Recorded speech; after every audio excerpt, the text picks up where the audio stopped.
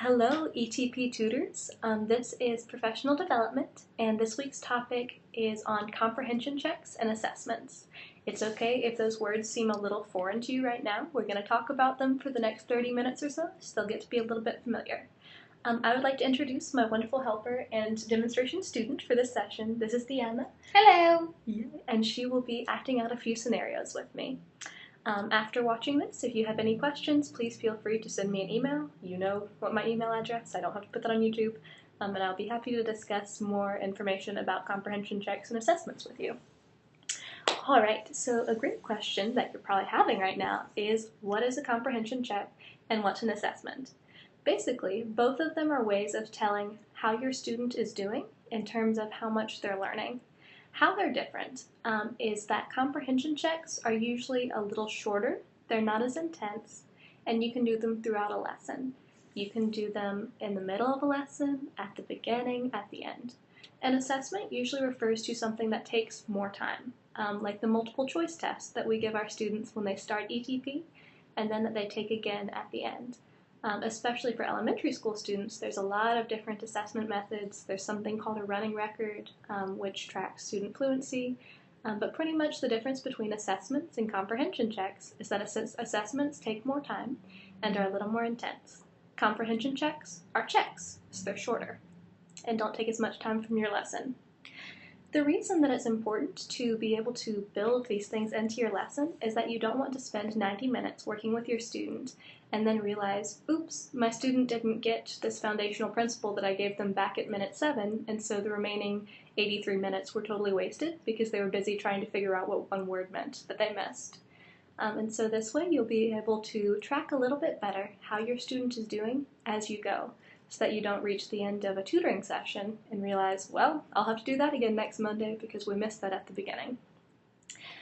So before we talk a little more about some examples of comprehension checks and assessments, I'm going to give you guys an example scenario working with Deanna about a lesson that is not using effective comprehension checks. We'll get to assessments a little bit later. So Deanna in this exercise is a beginning ESL student, and we're going to be talking about words for parts of the body today. So she is new to learning English, and so this lesson is targeted for a basic student. Deanna, how are you today? Are you good? Yeah? You doing okay? Okay? Okay. Me too. I'm a little sleepy. Yeah. So Deanna, we're going to talk some about body parts today. So this is my arm, okay? Yeah, this is my arm. Yeah, this one's my head. It's my head. This is my nose. My nose. These are my teeth. My teeth. I used them to eat things. Nom nom nom. Teeth. You got that? Yeah, good. You got it. Okay. These are my eyes. I use them to see. Yeah, to see. You got that? Yeah, it's okay. We'll keep going. This is my hair. My hair. You have hair. You feeling okay? Okay? Okay? Very good. So this is my arm, my hand. My hand, you got that? Maybe I'll show you a picture. Okay. So this is this guy's head, right? Head, shoulders, knees, toes. You got that? Yeah? Okay. That sounds good. Alright, show me where your head is. Can you point to your head? Yeah? What about your arm? Can you show me your arm? Do you understand me? Yeah? Point to your nose. Nose. Okay, thank you, Deanna. So we just saw Deanna being pretty overwhelmed by a couple things. One, I went through that lesson really fast. Especially if these are totally new words, you don't want to go that fast. Two, the kind of checks I was using with Deanna are things that A, she might not understand, and B, that she might feel embarrassed to say that she doesn't get. For example, if I'm just saying, do you got it? then temptation is always going to want to be, yeah, I'm totally fine, let's keep going. Like, I'm smart, like, let's keep going. I definitely remember when I had to take algebra in middle school especially, I did that all the time. The teacher would say, Megan, do you understand? Oh yes, I totally got this. Just keep moving. And so comprehension checks are things that you want to try and build so that a student like Diana does not have to just say, I'm okay, keep nodding, and look confused. So what if we kept going like that? That was a very condensed version. By the end of the 90 minutes, I doubt that Diana would have been able to say or point to her head, her hands, arms, legs, etc. Obviously, we don't have 90 minutes to walk through a whole lesson, but we're going to do this a little bit slower and with some more effective comprehension checks as we go. All right. Diana, this is my body. Body. Can you say body? Can you say ba di body, body? body, Very good. My head head, is part of my body. body, This is a body. body, Body. body, Do you have a body? body, Body. Okay. So Diana, body, body, body, body. body, Mm-hmm. body, Yeah. body, Body. Very good. Good. So Diana, this is my head. my head, Head. head, Head. Do you have a head? head, Head. head, Point to your head. Very good. Head. head, Head. Good. Arm. arm, Arm. arm, Arm. Head. head, Diana, where is your head? Is this my head? arm, Arm. Good. head, Head. Very good. Excellent. Nose. nose, Nose. nose, Nose. nose, nose, Very good. Nose. What is this? arm, Arm. Very good. Great job. So as we're going through, Diana did excellent. You deserve the yes, winning. So as we're going through, we went a little bit slower. With a comprehension check, you don't have to tell your student, like Diana, I'm going to give you a comprehension check right now. Diana figured out that this was an arm and that this was a head. So my comprehension check was as simple as pointing and going, head? With a question mark tone.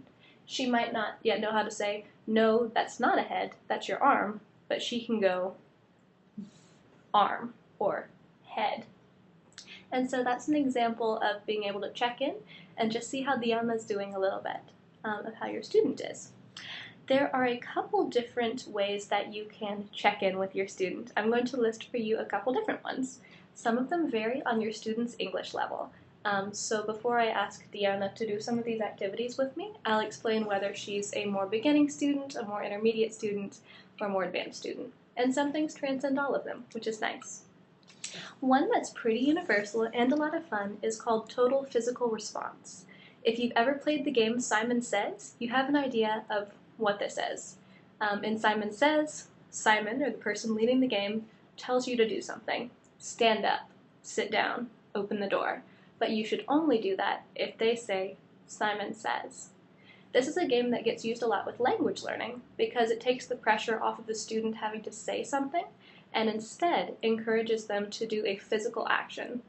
Plus, every time that student connects standing up with hearing stand up, they'll be able to remember that phrase a little bit better. So let's say for Diana, she's a little more intermediate. So she knows words like raise, for raise your hand, point, for point to something.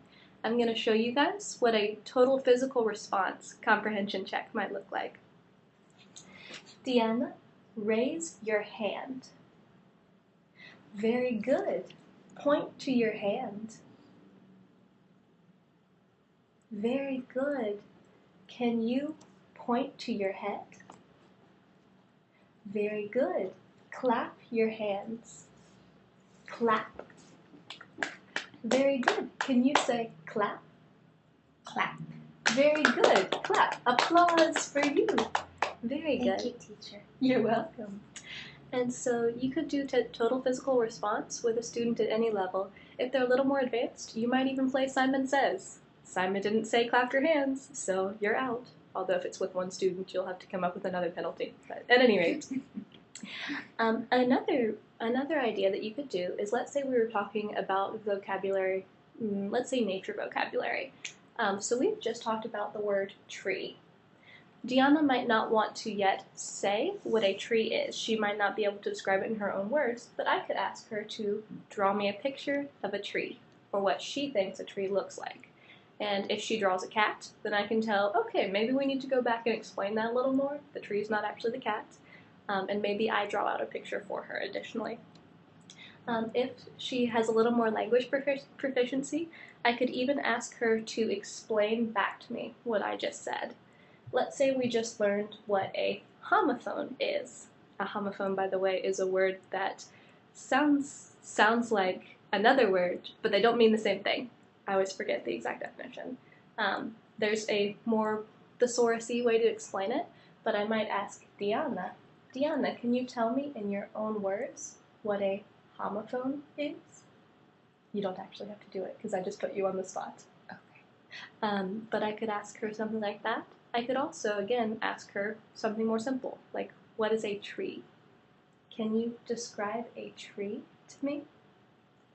And is this as an advanced? Let's say intermediate. Intermediate.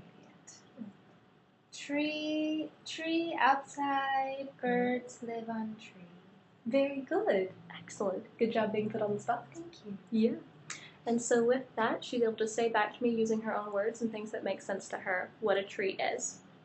Another fun thing that you can do is if you have a multiple choice. So right now, Deanna has 3 cards, A, B, and C. If I wrote on the board a sentence with one word missing, let's say we're still on nature. The sky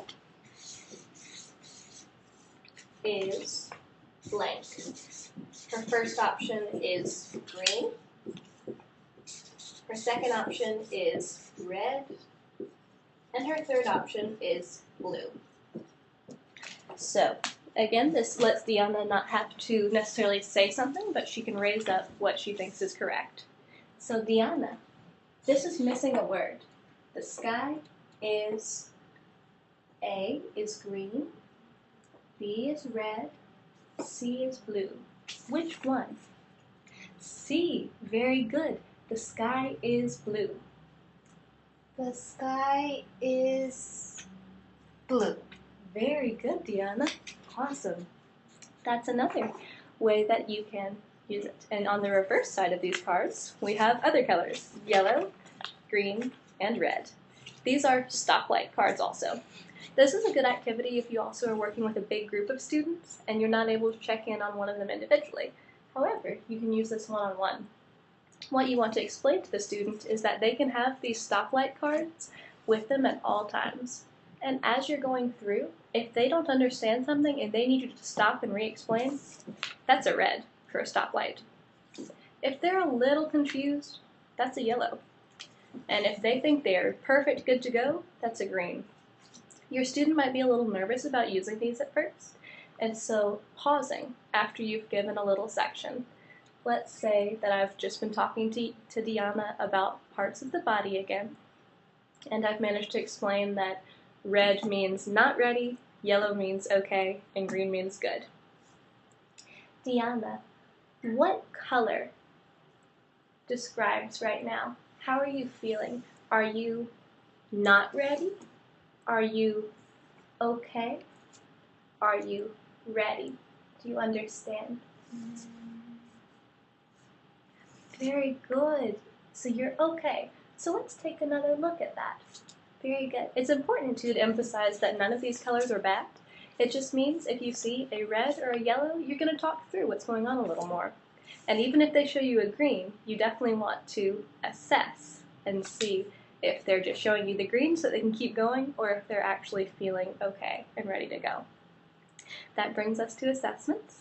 And so, like I said earlier, in general, assessments are kind of like a big fancy word for tests. So for example, this is an example of an assessment that we use at International House to assess our students' English level when they start our English tutoring program or our ESL classes. It's multiple choice. They basically choose one of 4 answers, and it's not a perfect assessment, but at least gives us a starting ground. The main thing with an assessment is that you want to be able to see where your student is at. There are 2 kinds. Quantitative are more like multiple choice, like this Ventures test that we use. Basically, it gives you more of a number of how your student is doing. An example would be, besides multiple choice, is if you had a bunch of vocabulary flashcards. Let's say that there are 5 vocabulary flashcards, and with the assessment, for your student to pass, they have to be able to read all 5 of those out loud. That would be 100 on the assessment. If they get 4, that would be an 80 on the assessment. So quantitative assessments are more like what you experienced in grade school and high school, where you get your report card and you've got the grade there. It's helpful to have assessments, not just that you can tell where your student is starting from, but how far they've come and what you still need to work on. So that's why, for example, with our English tutoring program, they take an assessment at the beginning of the 10 weeks and then again at the end of the 10 weeks. And it's the same assessment, because then we can see that maybe Diana got an 8 out of 40 on her first time taking it, but at the end of 10 weeks, she's gotten a 15 out of 40. That's a number, a quantitative assessment that tells us this is how far Diana's come, and these are things that we still have to work on.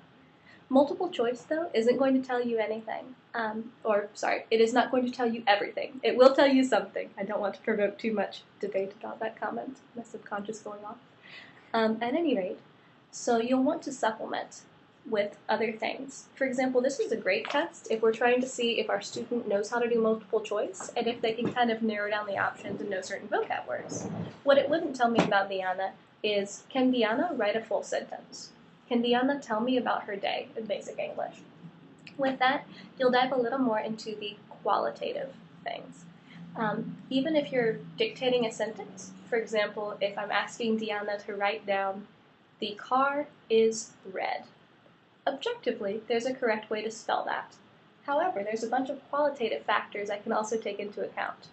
Does Diana immediately start to write and get right into it and instantly get it all correct? Her confidence level is really high. That's something that I should realize and keep in mind when I'm working with her. If she hesitates and she ultimately gets the sentence right, but it's really hard for her, that's also something qualitative for me to take into account with her assessment. That she may ultimately be able to get the answer right, but it'd be good if we could work on her listening and writing skills a little bit. And of course, if it's something that is just not something that Deanna's able to do at this point, that's okay, and I instantly know that we probably need to work on the alphabet and building up from there before we get to a little more advanced assessments.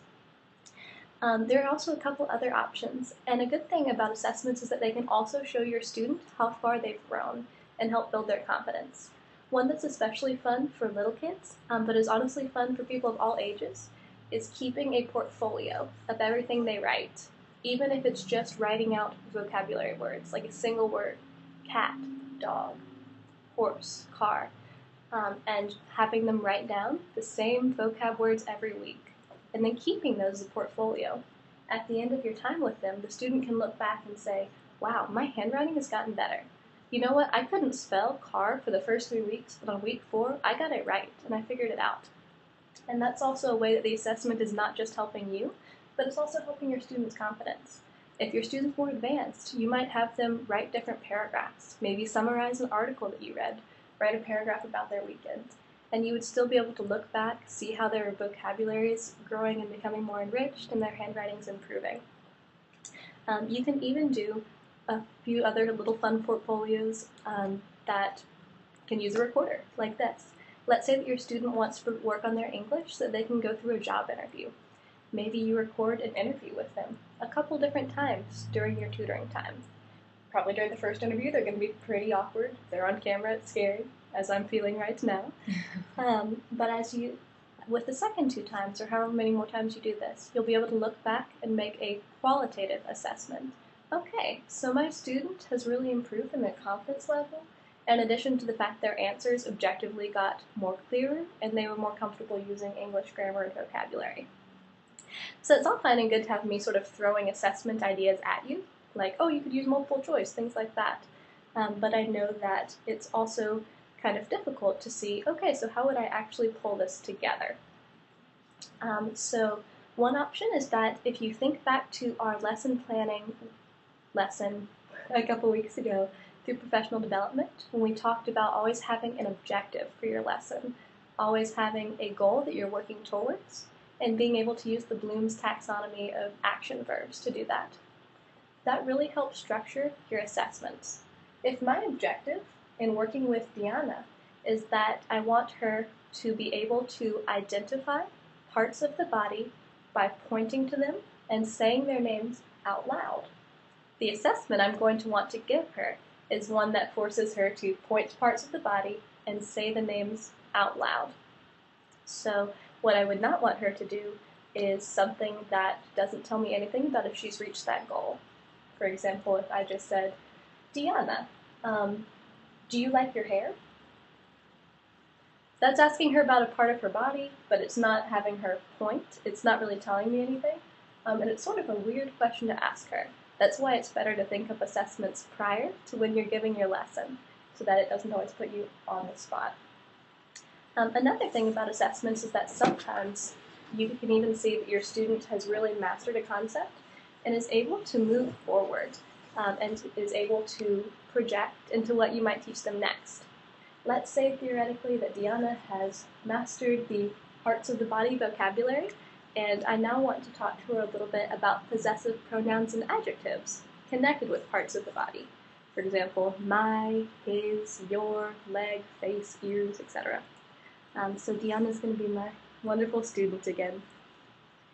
Diana, what is this? Head. Head. Very good. Is this an arm? Arm. Arm. My arm. My arm. My arm. My arm. Good. My head. My head. Very good. Your arm. Your arm. Very good. Excellent. Your head. My head. Close. My head. Your head. My head. Your head. Very good. So with that, as I'm assessing, okay, so did Diana really manage to remember head, arm, leg, that content from the lesson? I'm also building forward a little bit into the future to see if I throw this pattern at her of my, yours, can she take that pattern and run with it? So while your assessment should definitely cover what you've talked about with a student in a particular lesson, they can also see how much they know about the lesson to come, whether that's possessive pronouns, whether that is moving from parts of the body to clothing vocabulary. There are a lot of different ways to incorporate the future content into your assessments as well. Those can even be bonus questions if you choose to do more of a test format in that way. And so for right now, that is my lesson on comprehension checks and assessments. This has been going on for almost 25 minutes. I hope that you've gotten something out of it. Like I said, please feel free to reach out to me via email or in person if you have any more questions. Thank you.